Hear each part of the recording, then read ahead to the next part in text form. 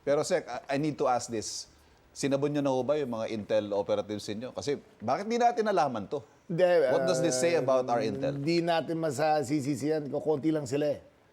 Diba? Kukunti lang yan. Hindi mo man pwedeng i-task ng Herculean job. Buti kung buong team. Okay. Diba? Kukunti lang sila. But it only says na si Saldico, napakaraming pera talaga. Yung passport niya, yung kakayan niya, yung pera niya nasa crypto. Dumating Okay. doon sa nasa Portugal, in crypto ang pera niya. So sa ganang klaseng pera, marami kang paraan magagawa. So ngayon Sec, as we speak, alam daw natin ang whereabouts ni Saldico. Andiyan pa rin siya sa Europe, hindi pa rin umalis doon. Mga kapuso, unang buwan pa lang ng taon. Nako, kabi-kabila na ang mga issue ng bayan. Isa pa rin sa mahigpit natin tinututukan at binabantayan ang korupsyon sa flood control projects. Ang iba nating kababayan, tila naiinip na nga eh. Anong masasabi niyo sa mga issues sa bansa tulad ng flood control project? Kasi nahaluan ng politika.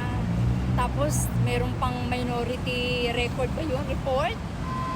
Nakakagulo. So yung mga tao, siyempre lahat kami na nanonood, gusto namin ng yung magandang solution. Hindi yung nagpapayabangan. Parang nakakainis kasi syempre di mo biro mo nagtatrabaho ka ng maayos tapos bilang yung pera mo na nakauwi lang ng iba. Tapos ang masakit pa na dito, yung galit ka na pero wala tayong magawa. Eh, nakukulang lang ngayon. Yung mga small piece lang, wala yung big piece, wala. Okay naman, kanya lang, nakukulangan lang ako, dapat yan makulong ng lahat. Dapat yung mga perang ninakaw nila, yung nawala sa Paragaon Bayan, dapat maibalik nila yon, di ba? Kasi, pero mo, bilyon-bilyon ang nawawala sa atin, tapos naghihirap ang mga tao. At bukod po sa issue ng korupsyon sa mga flood control projects, may mga high-profile personalities pang pinaghahanap. Ngayong umaga po, yan ang pag-uusapan nating mga issue ng bayan.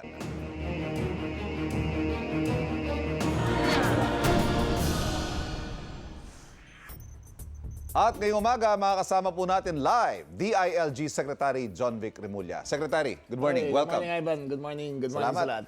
Sec, diretsuhin ko na. Nakita niyo yung mga kababayan natin nagagalit. Ano? Yung nagnakaw daw, dapat isole. Yung mga nagnakaw, dapat parusahan.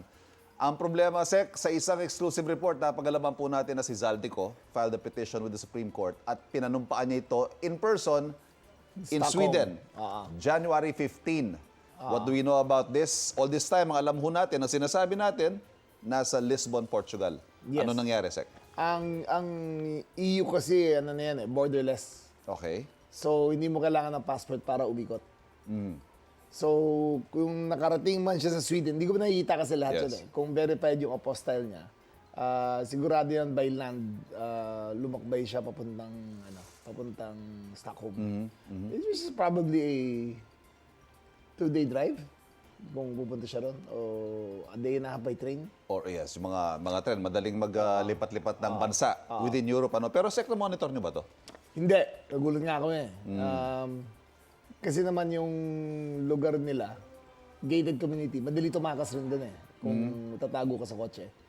But nevertheless, ang Pangulo ang nagsabi na gagawa na siya ng hakbang para kausapin ng Pangulo ng Portugal para ma-resolve na to. Pero Sec, I need to ask this. Sinabon nyo na ho ba yung mga Intel operatives niyo? Kasi bakit di natin nalaman to? Hindi, What does this say about our Intel? Hindi natin masasisisihan. Kukunti lang sila eh. Diba? Kukunti lang yan. Hindi mo man pwedeng i-task ng Herculean job. Buti kung buong team. Okay. Diba? Kukunti lang sila. But it only says na si Saldico, napakaraming pera talaga. Yung passport niya, yung kakayan niya, yung pera niya nasa crypto. Dumating doon sa nasa Portugal, in crypto ang pera niya. So sa ganang klaseng pera, marami kang paraan magagawa. So ngayon, Sec, as we speak, alam daw natin ang whereabouts ni Saldico. Andiyan pa rin siya sa Europe, hindi pa rin umalis doon. Pero gamit niya pa rin But which particular country, we don't know. Right now, we don't know. He should be back in Portugal already. Okay. Kasi ang may bahay lang siya sa Champs-Élysées sa France. Okay. Kung nakapunta Yes. ka na ba doon? Isang side doon, meron siyang 5-story, 20-room building. In France, in Paris. In gitna. Sa mismong epicenter ng Champs-Élysées, pa- oh. doon mismo. Oh. Ibang Meron history. siya ron. Meron siya sa Sotogrande, Spain. Meron siya sa south of France. Tapos meron siya sa Portugal. Okay. At ang passport niya, presumably ang ginagamit niya yung Portuguese passport. Yung Portuguese passport. Kasi cancel na yung Philippine passport. Hindi siya Kamakailan, Sec, sinabi nyo na nag-utos ang Pangulo na explore yung lahat na iba't ibang paraan para mapauwi si Saldico sa bansa.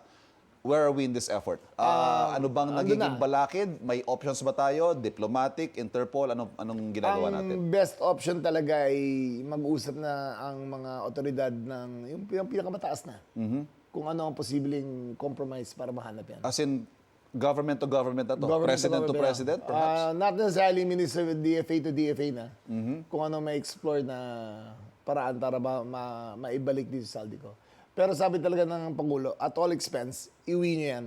Hanapin nyo o iuwi nyo. Priority ho ba? Oo, Pag priority pinag-uusapan talaga nyo ng presidente to, do you sense urgency sa kanyang utos? Oo, napipikon na nga eh. Napipikon Okay. na eh. Di ba? Minsan, Tell us about that. Napipikon to the point na sinisermo na ka na? Hindi naman. Hindi naman. there's one thing kay Presidente, hindi naninigaw yan. Okay. Sabi na, hanapin nyo, yung lagi siyang very gentle eh. Yes. Hanapin nyo, siguraduhin nyo. Give me a report. Ganun lagi yung ano niya. May nabanggit ho kayong feelers. Sakali nga ho mag-reach out itong si Saldico, are you imposing conditions? Yes. Solid ko muna yung $1 billion. $1 billion. Oo, $1 billion. Ilang bilyong piso ho yun? Sorry, mahina ako sa math, pero malaki yun. 60 billion. Okay. It is enough to build 100,000 homes para sa mga ISF ng Metro Manila. Kung isorry niya yan, mapapabahin natin lahat ng mga tao dito sa Metro Manila na walang bahay. But absent that, no deal. No deal. Sorry ko muna pera before we talk. Diba? Okay. Pero ang dating ho parang catch me if you can. Ha? Parang Hindi, ganun ho hindi. ang mensahe ni Saldico ngayon sa gobyerno eh.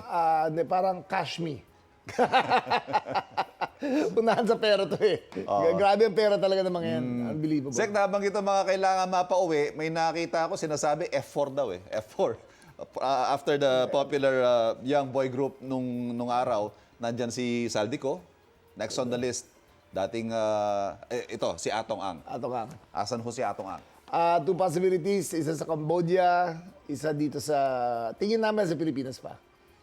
Tingin namin dito pa. Oh wait, dati ho nababanggit na sa tingin ninyo nasa Cambodia, pero ngayon nasa pero Pilipinas ang latest na? news, wala, hindi siya nakikita ron eh. Nung umalis kasi lahat ng Pogo dito, lahat pumunta ng Cambodia yan. Oo. Yung Golden Triangle in Cambodia, Thailand, and Laos. Myanmar, oh yeah. Ang Laos, diba? Laos. May Golden Triangle dyan. Diyan lumipat lahat ng Pogo operators. Nag-set up siya ng meridian niya ron, yung Isabong. Okay. Tandaan niyo yung congressman na huling nanonood ng Isabong? Doon galing yan. Ito ho ba based on solid intel? Yes, based on solid intel. That's according to kay Julie Patindongan, yung kanang kamay niya, na star witness ngayon. Alam niya na nag-set up talaga ng shop sa Cambodia dati pa. Pero yung whereabouts ho niya, nabanggit nga ninyo, significant, considerable ang resources sa mga taong ito. Pwede ho siyang nakalabas ng bansa without passing through the airports or the regular ports. Meron kasi tayong porous na southern border. Dito banda sa, yung mas malapit sa Malaysia. Doon kasi magbabangka ka lang eh. Pang-boat lang, makakatawid ka na. Right. Doon nga sa isang munisipyo doon, ang currency nila, ringgit. Kaysa peso. Kasi mas ang trade nila, mas malakas sa Malaysia kaysa Pilipinas. Again, Sec, ang tanong siguro ng mga tao, Intel, bakit yata parang hindi natin masigurado kung andito ba, nasa Cambodia ba, kung nasan ba? Pinakamahirap na bahagi ng trabaho ko talaga yung penetration niya sa lahat ng hanay ng gobyerno.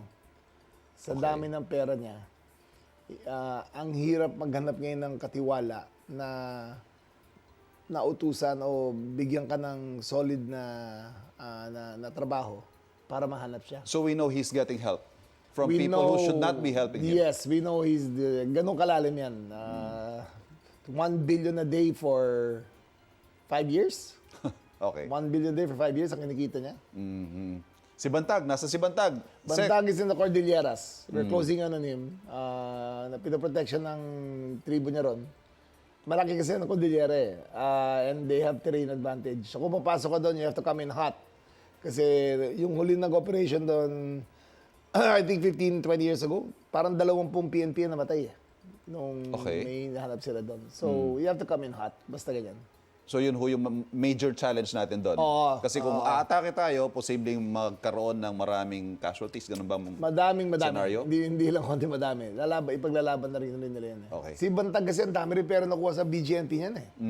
Parang, kung di ako nagkakamali kung ang meal allowance nila was 150 a day, 100 pesos a day sa kanya. Okay. 25,000 PDLs yan. So malaki-laki rin. Again, considerable resources. Kaya ho na-evade niya yung... Yes, but we will get him. Makukuha yan. Senator Bato, although alam natin walang warrant si Senator Bato, but do you know his whereabouts? He's in Davao. Okay. Paikot-ikot doon, nakamotor. Doon na lahat ng pamilya niya. Kapit-bahay kami niya sa Cavite, sa Silang. Abandoned na yung bahay niya. Totally abandoned. Isang bantay na lang yata. 6 ang bahay niya ron eh. So, sa isang subdivision, wala na tao ron. Pero nasa Davao na. Sek, kailangan kitang pasagutin dito dahil ang hirit ni dating Senador Trillanes, baka daw bawas press con, bawas interview, dagdag trabaho, dagdag hanap. What do you say to this? Well, kung tignan mo naman ang DILG ngayon, ibang-iba na siya kumpara sa dati. Sana makita niya yun. At saka kung siya nga nagtatago dati, di ba? Alam niya kung gaano kahirap hanapin. Di ba? Alam niya yun. Tumulong na lang sana siya. Kung alam niya kung anong style na magtago. Kasi ako never ako nagtago. Sa misis lang ako nagtago eh. pero kung alam niya kung paano magtago, di turuan niya kami kung paano talaga huliin yung mga nagtago. But again, Sek, ang sinasabi natin dito, it's not for lack of effort. Mahirap It's lang not talaga. for lack of effort. Naka-18 operations na kami laban kay Atong Ang. 18 in the last 20 days since na-issue yung warrant of arrest. Pinuntahan namin na lahat ng known whereabouts niya. Nagtatago talaga. Mahirap talaga. Ngayong may bago na ho tayong, hindi bago, pero 4-star na talaga ang ating Chief PNP. Kahapon, 11 o'clock. Should that be, enable the police to operate more efficiently, perhaps? Hindi, ganun pa rin. He's Ganun been in pa rin? charge na rin the last 3 months. Naka 110 days yata siya. Ganun pa rin. But their status is very good. No Okay. nonsense yan. Tsaka walang kasira-sira sa pera yan. Pero siyempre, mas matindi pressure sa kanya ngayon. Oo, matindi talaga. Kasi full 4-star na siya eh. Oo. Nasa kanya na. Hindi na siya acting. Okay. Full na siya. Check na ko tayo sa Russian vlogger na si Vitaly Zadoroyevsky. Oo, ganun sa mahirap Kung paano mabigkasin yan. Mahirap. Nauna nyo nung sinabi pwede siyang mapabalik sa Pilipinas kung mapapatunayang may ginawa siyang corruption sa loob. Gaya nitong sinasabi niya, binayaran daw niya yung jail guard. Pinagmamalaki niya, money talks nga daw eh. Prioridad niyo pa ho ba na may pabalik siya o mas nga. prioridad natin na tutukan Siyempre. yung mga sinasabi niya? Siyempre sila Zaldico tsaka sila ano mo ng target natin. Pero kung nambubuisit talaga to, di sasampulin ko di ba? Kukunin ulit natin. May habol ba tayo sa kanya? Pero kung he was part of, kung corruptor siya, di kasama siya dun sa sa charge niya. But of course, he would have to go through, alibawa, yan, extradition, kung ano man. Exhibition lahat yan. Nasa Russia siya ngayon eh. Doon namin din nila. Pero just to clarify, wala siya sa ilalim ng DILG nung nakulong siya. Nasa Bureau of Immigration siya. So not under my control. But you're also looking at the possibility na yung mga BJMP personnel, baka may ganito ring mga racket. Oo, siyempre. Meron ko, alam mo, every month nagre-raid kami ron, nakukuha namin cellphone siguro sa cabinet. Okay. Ganyan talagang At gagawa nila mangyayari paraan yun dahil hinahayaan naman. Dahil hinahayaan. Ang nahihirapan nga ang Bureau of Immigration ngayon, wala na sila makuha ang jail guard, lahat suspended na. Okay. So sabi ko, ilipat natin yung mga detainees doon. Ilipat natin sa Payatas. Mas madali control doon talaga eh. Sek, punta na ako dito sa controversial na tanong. Nagdeklara kayo nito mga nakaraang linggo na pinag-iisipan nyo ang pagtakbo bilang Pangulo. Ay, naku. Are you close to firming up this decision, No, Secretary? no, close. Let's do a good job first. Okay. Trabaho muna. But is this something that you have discussed with the President? No, not at all. Not at all. Dahil nanon si Zayn, namin pinag-usapan. Has this ever been floated? Kahit napag-usapan lang in passing in one of those conversations? No, never. Hindi niya, never asked me, never encouraged me, never floated the idea to me. But what are the decision points, Sec? What are you weighing at this point? If I do a good job, Okay. if I set out my objectives, nalinis ko na ang NAPOLCOM, nalinis ko na ang PNP, ang BFP, tinatrabaho ko ngayon, local government sunod. If I fulfill my mandate, baka pwede natin pag-isipan. Kasi Sec, you have Cavite. Bailiwick nyo na yan eh, di ba? More or less. And then you are DILG Secretary. Malawak ho ang saklaw ninyo. You have the local governments. You have the Philippine National Police. Do you think you can win? I don't know. That's why it's not even in my head right now, di ba? But, Pero pinag-iisipan nyo. pinag-isip ako, kung sino man tumakbo, kailangan one-on-one. Okay. Kailangan Bakit may one-on-one. ganong scenario na ideal for you? Ano to battle of ideas to Battle of conviction, battle of moral. Ang tanong dito, kanino ka ba, China o Pilipinas? Kanino ka ba, pro or anti-corruption? Okay. Kanino ka ba, nung ikaw ba'y nakaupo, anong ginawa mo para pagandahin o matanggal ang corruption kung saan ka nakaupo? Diba? Nasaan ka ba? May patama ho ba ito sa Hindi, isang wala. particular na These kandidato? are Wala. wedge issues na kailangan Okay. malaman ng tao. Nasaan ka ba? Pro-China ka ba? O Okay. pro-Philippines? Diba? Nagnakaw ka ba? Hindi ka nagnakaw. Diba? Yun ang kailangan malaman ng tao. Okay. Pero I'm sure we will have more of this conversation, Secretary. Ito naman, matanong ko na rin na, Sec, as someone who has a direct line on the President, kumusta ho ang kanyang kalusugan? Kagabi, nagpakita ng video Malacanang that he was fine. Kayo ho, what is your sense of the He's President's fine. health? Namayat ho eh. The verticalitis yung intestines na rin nag-lodge, oo. nag-infection. Ano nakakatawa sabi niya, pinapanaginipan niya pagkain eh. Kasi very strict diet siya eh. Yes. Oh, he lost weight but he's fine. Kahapon nagkatrabaho siya, he was signing papers. Ando na siya, nag-OTC, nagtatest. Ngayong sa araw kanya. po, meron kayong ano ngayon? May meeting ba kayo? Meron kami dapat PNP Day pero si ES na lang yata pupunta. But Hindi ka din diretso. sa loob ng palasyo, wala naman siyang patawag na pulong today. Wala. Kami lang ni ES ang magkausap buong araw. Kasi may anti-tobacco smuggling kami. Sec, as a final word, ano hong mensahe ninyo sa mga kababayan nating naiinip? Siguro naiinip. Oh, Halimbawa, yan, nanggigigil na. Ba't wala pa rin si Saldi ko? Ba't ganito, ganyan? Mga kababayan, ang hustisya po ay parating na. Huwag ho kayong matakot. Huwag ho kayong mag-isipan ng iba. Si Ombudsman po ay nangako na pag final niya ang kaso, ibig sabihin makukonvict yan. Hindi katulad dati na panahon ng police sa file na ng file. Ito, pag i-file niya, sigurado na. Kaya lahat ng pagsusuri ng kaso ginagawa niya bago niya isabit sa Sandigan Bayan.